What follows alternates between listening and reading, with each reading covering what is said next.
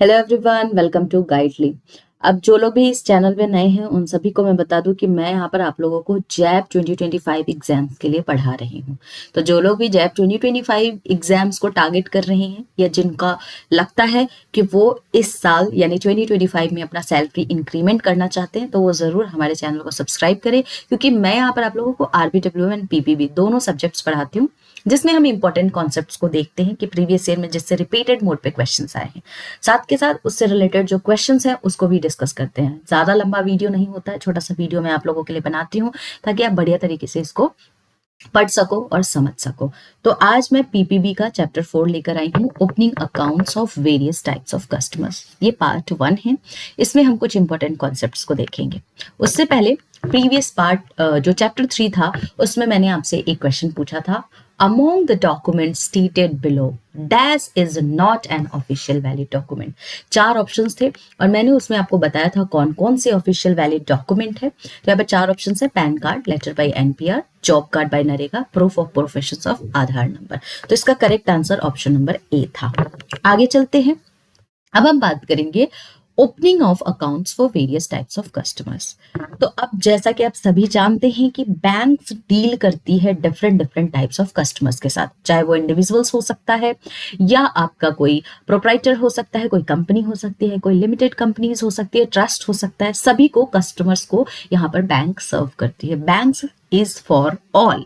तो नाउ जब भी बैंक्स किसी भी कस्टमर्स का अकाउंट ओपन करती है तो यहाँ पर कुछ लॉ, कुछ पॉलिसी, कुछ रूल्स को उनको फॉलो करना पड़ता है। जैसे कि पहला आपको अकाउंट ओपनिंग फॉर्म देती है जिसमें आप पूरे के पूरे डिटेल्स को भरते हो। दूसरा आपका KYC कंप्लायंस होता है एंड तीसरा आपका कस्टमर ड्यू डिलिजेंस होता है। तो ये 3 चीज जो है बैंक्स के लिए मैंडेटरी होती है जब भी आप कस्टमर्स का अकाउंट ओपन करते हो। ऑलरेडी हमने KYC और CDD के बारे में चैप्टर 2 एंड चैप्टर 3 में डिस्कस कर लिया है, ठीक है।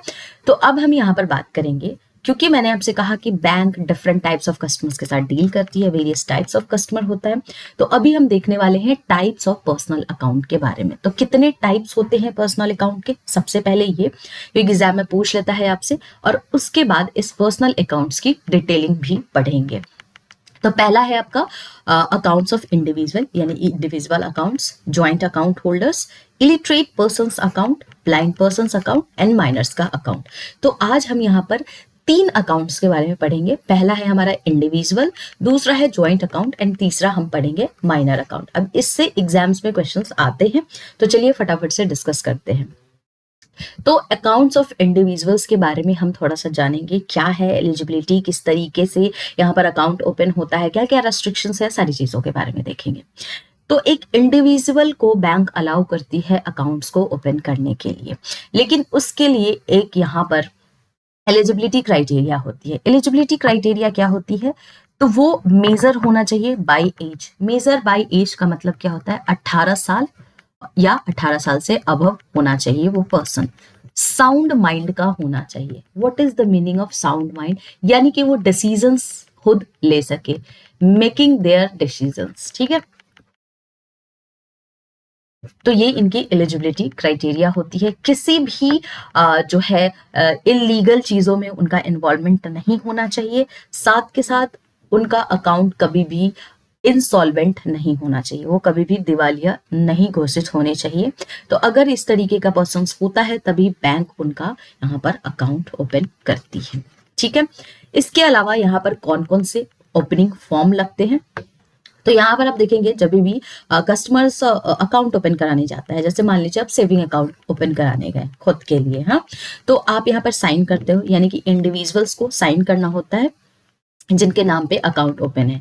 तो अगर गरिमा के नाम पे अकाउंट है तो गरिमा ही साइन करेगी। ऐसा तो नहीं है कि यहाँ पे जाकर राम या श्याम कोई और जाके या रीता गीता जाके यहाँ पे साइन कर देगी, मैं ही साइन करूंगी, ठीक है।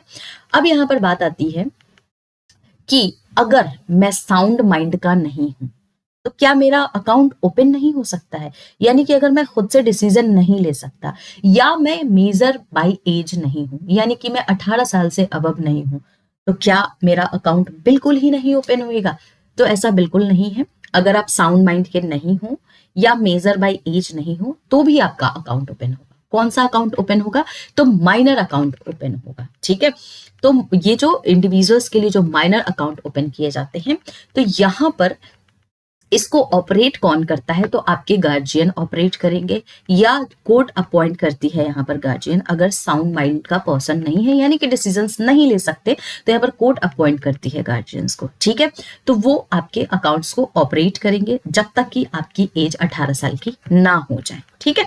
तो ये यहाँ पर इंपॉर्टेंट फैक्ट है। अब ये जो गार्जियन होते हैं, चाहे वो आपके पेरेंट्स हो या कोर्ट अपॉइंटेड गार्जियन हो, उनको अपनी केवाईसी डॉक्यूमेंटेशंस करानी पड़ती है।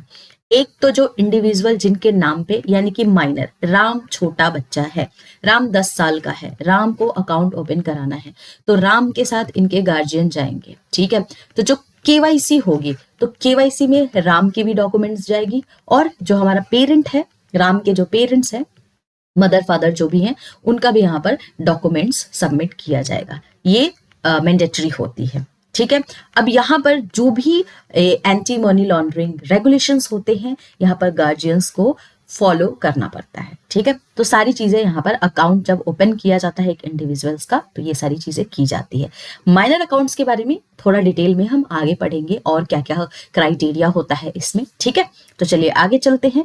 अब हम बात करेंगे ज्वाइंट अकाउंट होल्डर्स की। तो ये ज्वाइंट अकाउंट होल्डर्स क्या होते हैं, तो 2 या 2 से अधिक अगर इंडिविजुअल्स एक साथ मिलकर कंबाइंड होकर एक अकाउंट ओपन करते हैं, तो उसको ज्वाइंट अकाउंट बोला जाता है। जैसे स्पाउस हो सकते हैं, है ना, जैसे आपकी शादी हुई और आपने एक ज्वाइंट अकाउंट खोला, तो ज्वाइंट अकाउंट खोलने के फायदे क्या होते हैं, क्यों हमें ज्वाइंट अकाउंट खोलना चाहिए। तो सबसे पहले तो आपका जो मेंटेनेंस वगैरह होता है वो थोड़ा आसान हो जाता है। जैसे स्पाउस है, ठीक है, तो अगर वो ज्वाइंट अकाउंट खोलते हैं तो जो भी उनके फंड्स वगैरह होते हैं उनको मेंटेन करना थोड़ा ईजी हो जाता है, कन्वीनियंस है काफी ज्यादा। इसके अलावा जैसे मान लीजिए राम है और राम के फादर है, तो राम के फादर ने क्या किया, ज्वाइंट अकाउंट में राम का नाम दे दिया कि कल को अगर उनके फादर की डेथ होती है तो ये जो अकाउंट है ये राम इजीली एक्सेस कर सके। तो इस तरीके के काफी सारे फायदे आपके ज्वाइंट अकाउंट्स ओपन करने के मिलते हैं। अब इसमें एलिजिबिलिटी की बात करते हैं कि कौन कौन इस ज्वाइंट अकाउंट को ओपन करा सकता है। तो जनरली जो हमारे रेसिडेंट्स होते हैं इंडिया के, वो ओपन कर सकते हैं। दूसरा,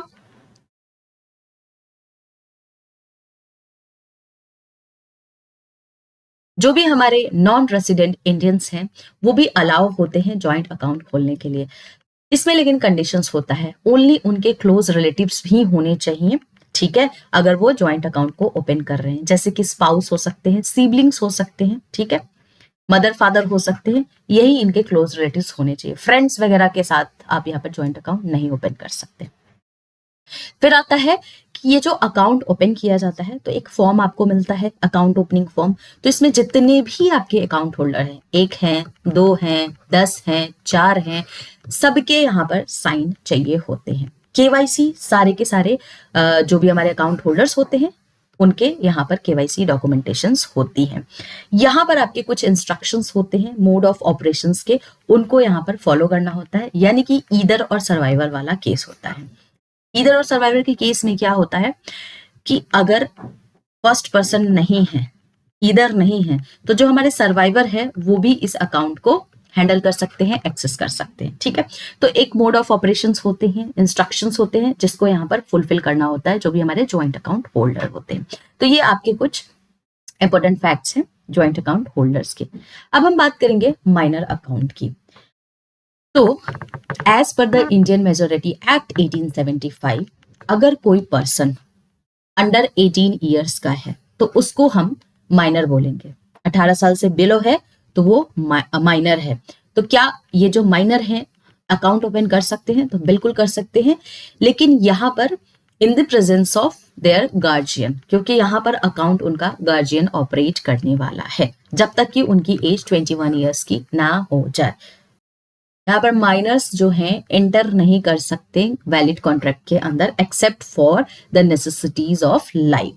अब हम बात करेंगे अकाउंट ओपनिंग की। तो अगर कोई माइनर है यानी कि 10 साल अबव है तो वो ओपन कर सकता है, ऑपरेट कर सकता है डिपॉजिट अकाउंट्स को विद सर्टेन कंडीशंस। कुछ कंडीशंस होती है जिसमें आप देखेंगे केवाईसी चाहिए होता है गार्जियन का और माइनर का, मैंने आपको पहले ही बताया। डेट ऑफ बर्थ यहाँ पर माइनर का रिकॉर्ड किया जाता है।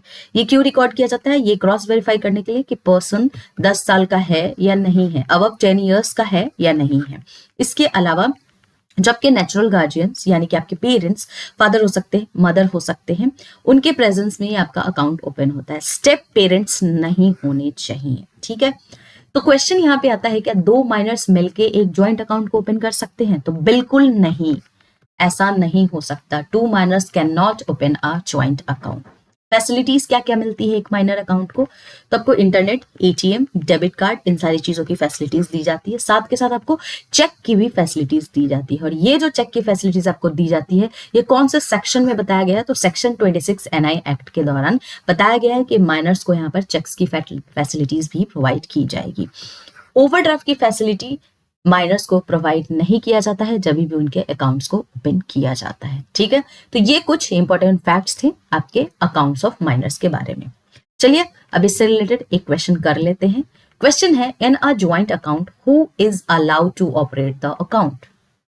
Only one account holder, any one of the account holder based on the mode of operation, the bank manager and only the person who opened the account। तो इसका correct answer है कोई भी कर सकता है, any one of the account holders based on the mode of operation। Next question आपके लिए होमवर्क है, who can open the bank account for a minor?